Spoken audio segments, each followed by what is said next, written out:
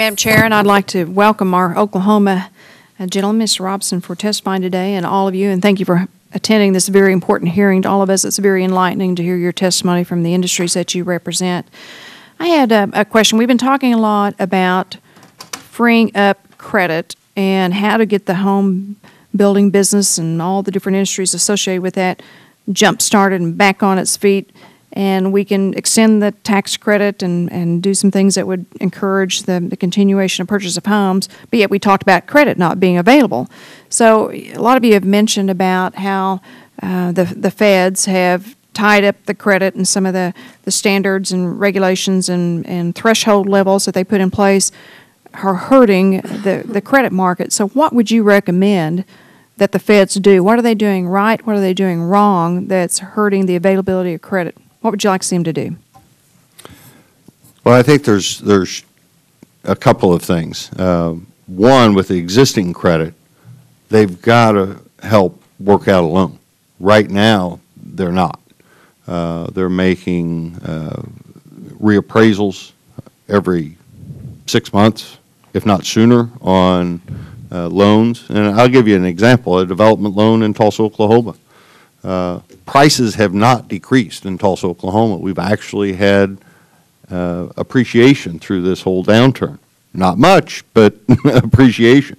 Because of the slowing of the economy, the loan was revalued, and with the net present value, they went to the developers to say, we want more money, even though they're selling lots and the price per lot has never diminished.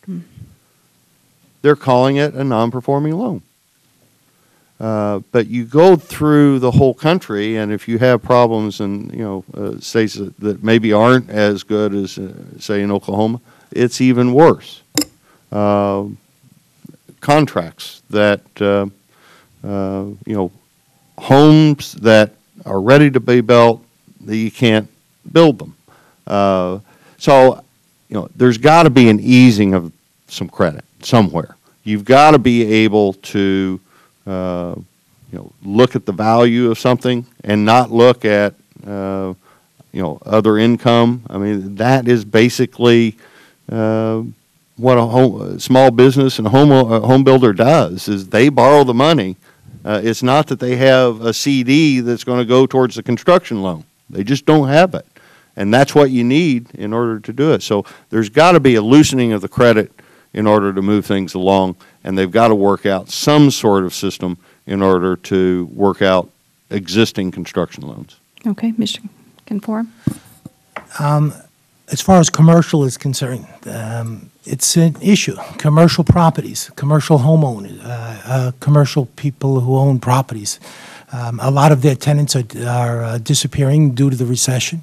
Their rent roll is not what it used to be. Traditionally, a commercial loan would be a loan that is every 5 years is called in, and it wouldn't be a fixed rate loan like residential loans are. And these commercial loans now are going to start hitting the market, and we're very fearful that you're going to see a lot of people go into foreclosure, a lot of buildings, a lot of property owners not be able to afford the properties anymore. And we have to address this. We have to do something. As far as the residential side, FHA has been wonderful, and it really has been wonderful, and we would like to see it, increased. Fannie and Freddie products, we have to start bringing some of those Fannie and Freddie products back, because sometimes FHA doesn't handle for everybody, and unless the financing is in place, there is no home sale. There won't be a home sale, and we're kind of pushing people away that would want to enter the market, that would want to buy, but because that financing isn't there, they're not. Mr. Breyer. Congresswoman, I think everyone here that operates the business would tell you that they can design models based upon interest rates. Tell us what the interest rate is going to be for home credit, and we can tell you approximately how our businesses will correspond to that.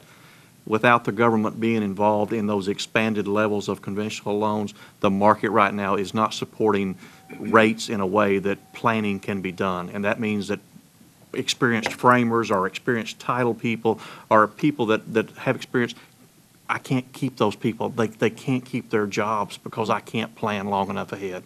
Credit rates and availability. Thank you, Madam Chairman. I think my time's expired.